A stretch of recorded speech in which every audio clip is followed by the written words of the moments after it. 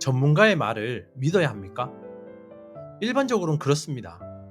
경험이 많고 그 분야를 오래 알아온 사람의 말, 그 사람이 안 된다고 하면 보통은 안 되는 겁니다. 그래서 우리는 전문가의 평가를 들으면 그냥 믿어버립니다. 근데 오늘 이상한 사례 하나를 보여드릴 겁니다. 출판계 최고의 전문가들이 하나같이 안 된다고 했던 원고가 있었습니다. 12곳의 출판사, 12번의 거절. 이유도 다양했습니다. 너무 깁니다. 요즘 아이들이 이런 마법 이야기에 관심이 없습니다. 아이들 책으로는 돈이 안 됩니다. 어린이 시장은 지금 다른 트렌드를 원합니다. 그 원고의 이름은 해리포터입니다.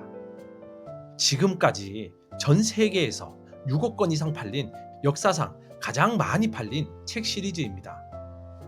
이 이야기가 그냥 거절당해도 포기하지 말자는 이야기로 끝나지 않습니다. 오늘 훨씬 더 중요한 걸 보여드릴 겁니다. 왜 12명의 전문가가 틀렸는지, 그리고 13번째에 어떻게 기적이 일어났는지, 그 구조를 알면 당신이 받은 거절을 다르게 볼 수 있게 됩니다.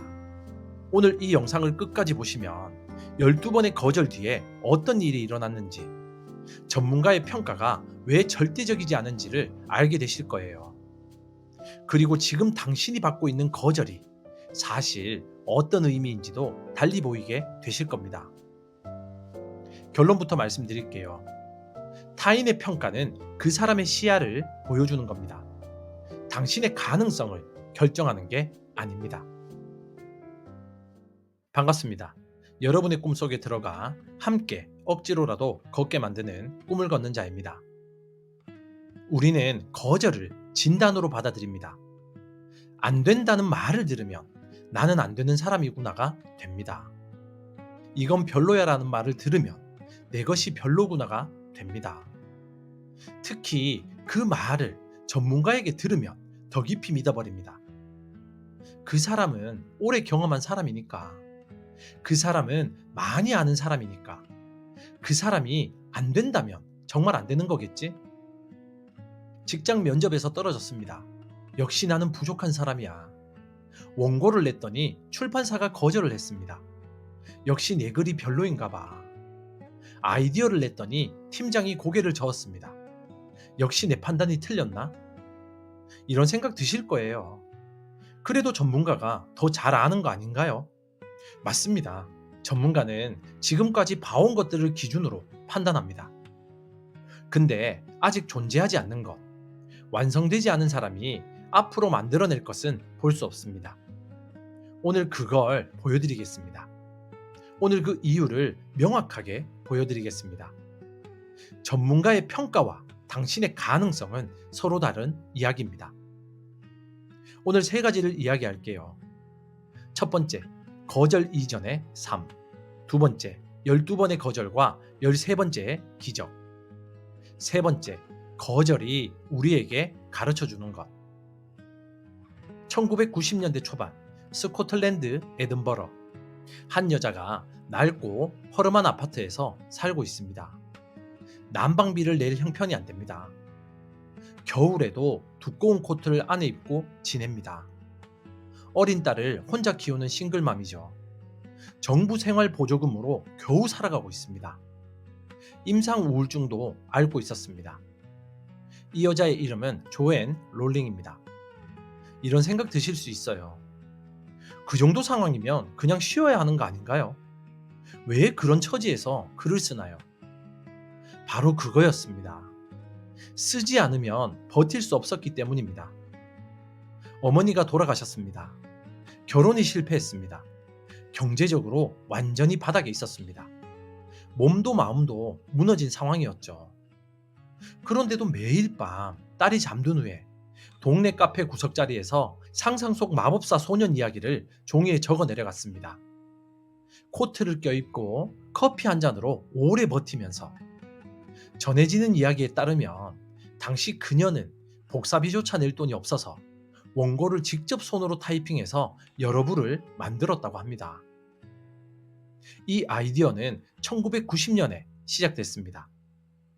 맨체스터, 런던으로 향하는 기차 안에서 마법사 소년에 대한 아이디어가 머릿속에 폭발했습니다. 소년의 이름, 학교, 교수들, 마법 세계, 구조까지 한꺼번에 쏟아져 내려왔습니다. 너무 흥분된 나머지 기차 안에서 펜을 빌리기가 부끄러워서 4시간 내내 그 상상을 머릿속에만 담아두었습니다.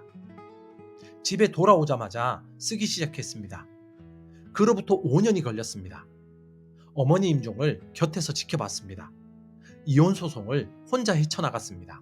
생활 보조금 신청서를 쓰면서 자존심을 내려놨습니다. 우울증으로 어떤 날은 침대에서 일어나기도 힘들었습니다. 그래도 매일 카페 구석에서 썼습니다. 쓰는 것 자체가 그녀에게는 살아있는 이유였습니다. 마법사 소년의 세계 안에서만 자신이 자유로웠기 때문이죠. 1995년에 드디어 원고가 완성됐습니다. 두꺼운 원고 다발이 5년치의 고통과 상상력으로 가득 찬 종이 묶음이 됐습니다. 이 과정에서 한 가지를 짚고 싶습니다. 롤링은 왜 그 상황에서도 계속 쓸 수 있었을까요? 그건 결과를 기대해서가 아니었습니다. 사실 당시의 롤링에게는 출판이라는 목표는 너무 먼 이야기였습니다. 그냥 살아남기 위해 썼습니다. 하루하루를 버티기 위해서 마법사 소년의 세계로 도망쳤습니다. 그 도망침이 5년 동안 쌓이고 쌓여서 원고가 됐습니다. 이 사실이 우리에게 중요한 걸 가르쳐 줍니다. 결과를 위해서 억지로 하는 것보다 지금 이 순간 그것이 필요해서 하는 것이 더 오래 갑니다. 롤링에게 쓰기는 생존이었습니다. 그래서 12번 거절당해도 계속할 수 있었습니다. 완성된 원고를 에이전시에 맡겼습니다. 에이전시는 영국 주요 출판사들에게 원고를 보내기 시작했습니다. 첫 번째 거절이 왔습니다. 두 번째 거절, 세 번째 거절. 이유는 매번 달랐지만 결론은 같았습니다. 이 원고는 출판하지 않겠습니다. 펭귄, 하퍼콜린스, 이름만 들으면 알만한 대형 출판사들이 전부 거절했습니다. 이렇게 생각 드실 수 있어요. 10번 넘게 거절당했으면 진짜 별로인 거 아닌가요? 그 많은 전문가들이 다 거절했다면 문제가 있는 거 아닌가요? 그게 일반적인 판단이죠. 근데 12명의 전문가가 하나같이 봤던 것이 있습니다. 요즘 이런 장르가 시장에서 먹히지 않는다. 아이들 책으로는 돈이 안 된다. 이게 그 당시 출판계의 상식이었습니다. 근데 그 상식이 틀렸습니다. 10번째 거절이 왔을 때 롤링의 마음이 어땠을까요? 12번째 거절이 왔을 때 그녀가 울지 않았을까요? 당연히 흔들렸을 겁니다. 근데 그녀는 한 가지를 붙잡고 있었습니다. 이 이야기는 좋다. 자기 자신에 대한 그 최소한의 믿음. 전문가들의 판단이 아니라 자기 자신의 판단. 그게 12번을 버티게 한 겁니다. 13번째로 원고를 받은 곳이 블룸스버리였습니다. 당시엔 작고 새로운 출판사였죠. 블룸스버리의 회장 나이젤 뉴턴은 그 원고를 집에 가져갔습니다. 그리고 자신의 8살짜리 딸 앨리스에게 첫 장을 읽어보라고 건네줬습니다. 1시간이 지났습니다. 앨리스가 방에서 나왔습니다. 아빠, 다음 장 또 주세요. 앨리스는 몇 달 동안 아버지를 졸랐습니다. 이 책 나머지 이야기가 어떻게 돼요? 이 8살 소녀의 순수한 반응이 나이젤 뉴턴의 마음을 움직였습니다. 블룸스버리는 출판을 결정했습니다. 선급금은 2,500파운드였습니다. 근데 여기서 이야기가 하나 더 있죠. 당시 블룸스버리의 편집자 베리 커닝엄은 롤링에게 이렇게 말했습니다. 저 어린이 책으로는 돈을 벌 수 없어요. 낮에는 다른 일을 구하는 게 좋겠어요. 출판을 결정한 사람이 그 말을 했습니다. 이 에피소드가 보여주는 게 있죠. 전문가도 자신이 손에 쥔 보물의 가치를 알지 못할 수 있습니다. 해리포터 시리즈는 결국 6억 권 이상 팔렸고 영화 프랜차이즈는 77억 달러를 벌었습니다. 브랜드 전체 가치는 250억 달러를 넘어섭니다. 베리 커닝엄의 예측은 역사상 가장 틀린 조언 중 하나가 됐습니다. 이 이야기에서 가장 중요한 장면이 어딘지 아십니까? 12번의 거절이 아닙니다.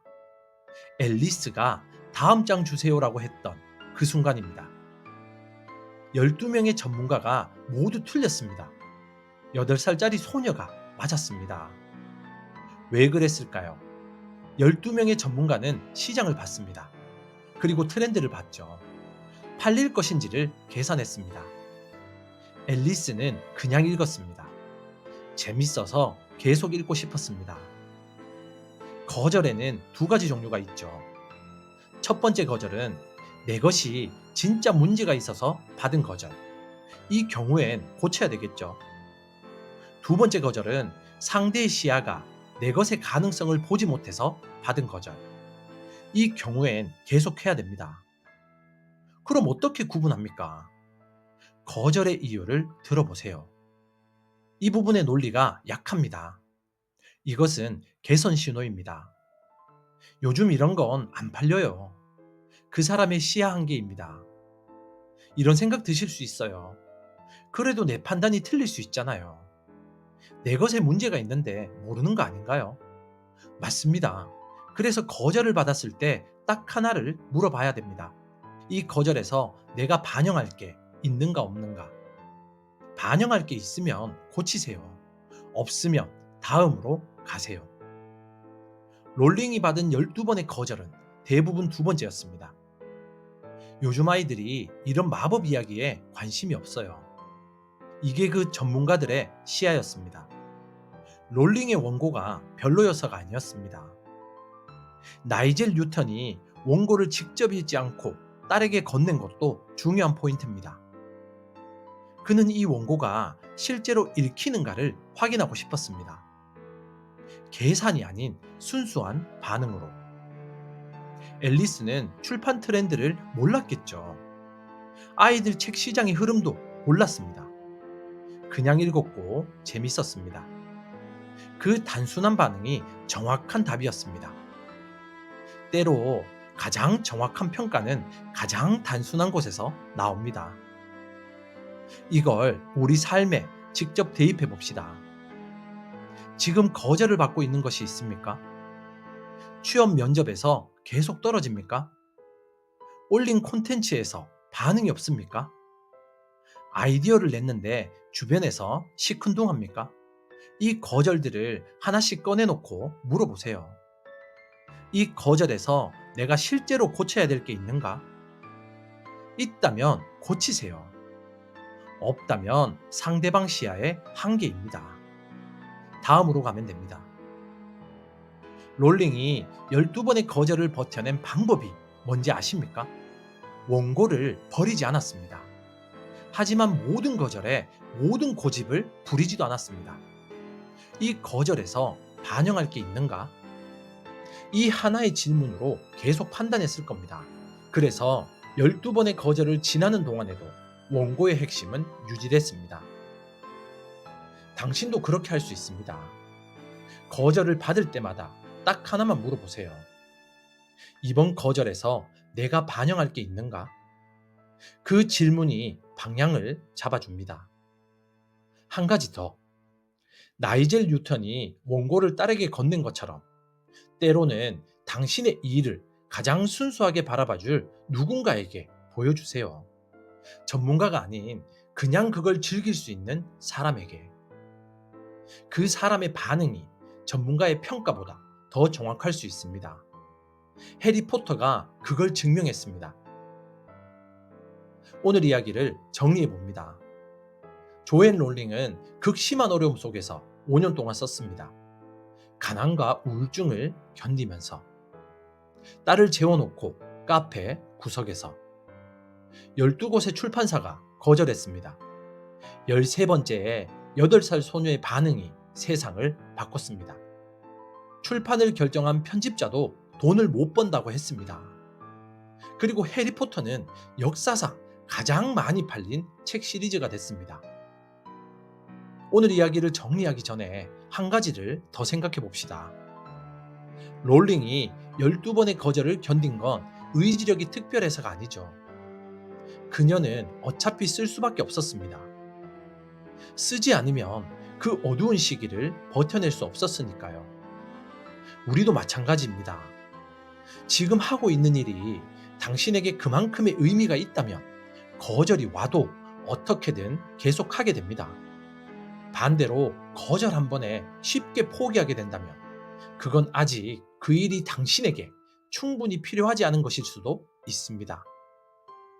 이 이야기가 우리에게 하는 말은 하나입니다. 전문가의 평가가 당신의 가능성을 결정하지 않습니다. 오늘 기억할 건 딱 세 가지입니다. 첫째, 거절은 두 가지입니다. 개선 신호와 상대방 시야의 한계, 구분하세요. 둘째, 전문가도 틀릴 수 있습니다. 12명이 틀렸고 8살이 맞았습니다. 셋째, 거절 동안에도 계속 쓰세요. 롤링은 거절받는 동안에도 멈추지 않았습니다.